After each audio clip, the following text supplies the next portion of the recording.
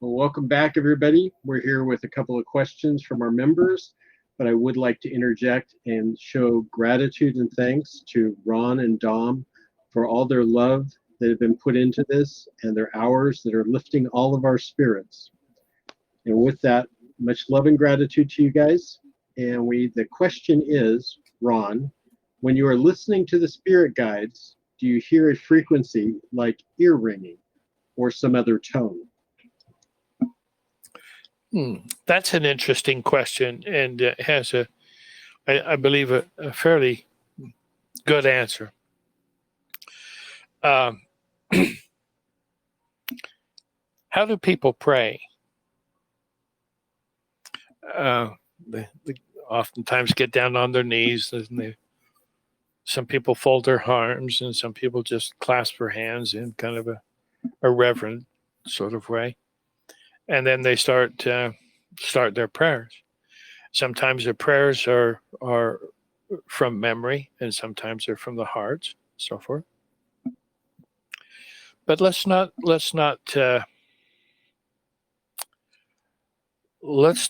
take prayer as the way to come into communications or listening to the voice of the Spirit.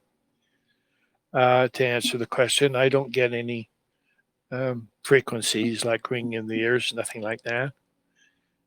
It's ever present. They say pray all the time. Well, I could pray all the time, and Jesus is right here with me all the time.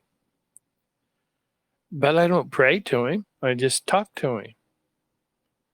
There's no reason for me to be praying to my brother.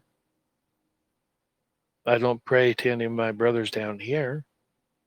I don't get down on my knees and supplement and ask for things and beg and that sort of stuff. No, that's what a lot of people think prayer is. And so they relate that to being able to receive the Spirit and talk to the Spirit. The talking to the Spirit is you're just talking to your friend.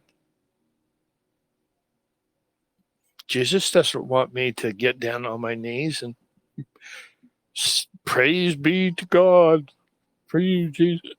Praise be to you for everything that's going on in my life. You're the one that's in charge of your life. If you want to praise somebody, praise yourself. All glory be to God. No, the glory for everything you do is for you. You're just an expansion of God in doing the things that you're supposed to do. God doesn't need any glory. Why do you think God needs all the glory for everything that his children do? You can do that. It's okay. You're not going to be killed or shot or anything like that. Just a very strong indication that you don't really understand what the order of heaven is. So it's so easy. It's so easy to do. But if you have to turn to the east and pray and kneel and bow down and all of that sort of stuff, you're under control. And you're praising somebody outside of you. That is a no-no. That is not what God has ever asked any of his children to do. I'm talking about Prime Creator. Prime Creator, you are expressed out as a part of the pure intelligence of Prime Creator. People call it different things. I call it the spark of God. You have the intelligence, just a portion, a small portion, greater than you need and greater than you'll probably use for a while anyway, for the first 4 or 5 million years. But keep in mind that that has been given to you. That intelligence is what God is, pure intelligence, pure love, equals each other. So when you are expressed into existence, a part of God's intelligence comes with you. And the charge is that like father, like son, like father, mother, like son or daughter. You are a God. You are a creator. Considering your source, can you be anything other than that? No, it's not there. So I just would love to have everybody listen to the voice of the Spirit. The first thing you're going to learn is that they love you beyond your capacity to understand. But they want you to know that they love you. And don't be surprised if they interject that into an answer to your prayer. We love you. We're guiding you. We're helping you. Thank you, God, for loving me. Thank you, God, for guiding me and directing me in my life.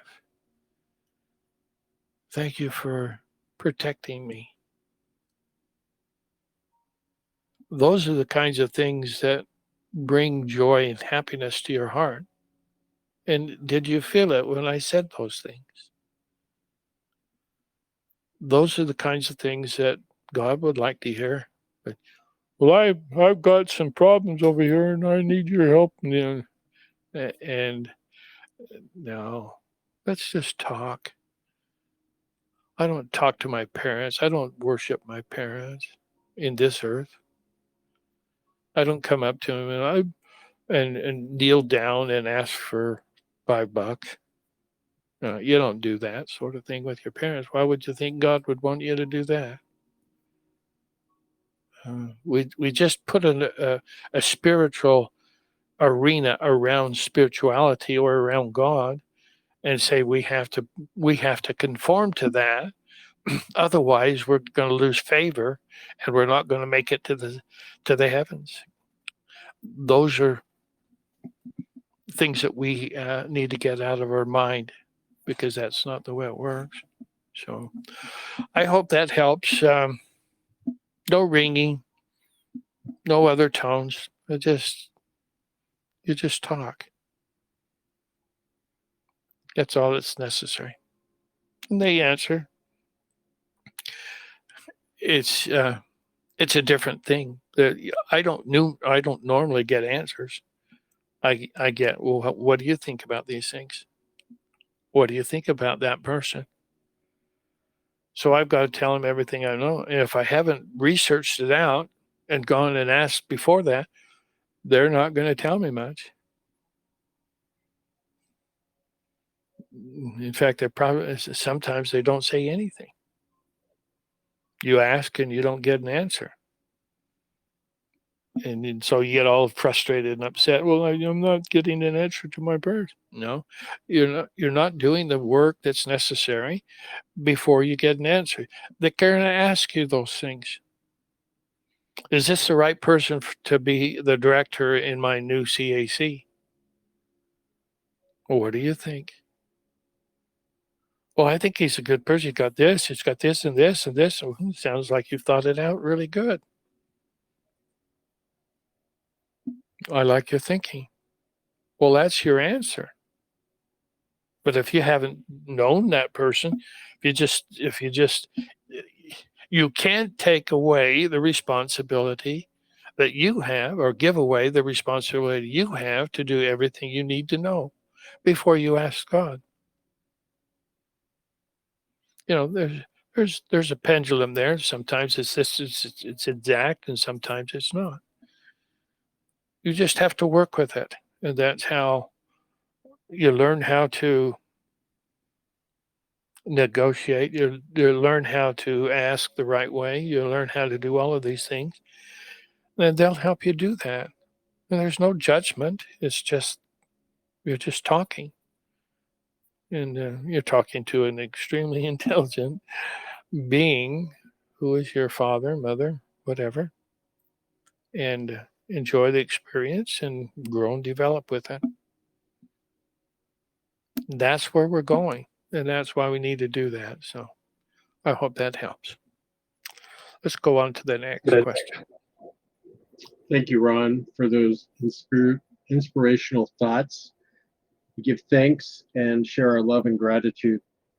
We'll be right back with another question for our member. Okay. Thank you.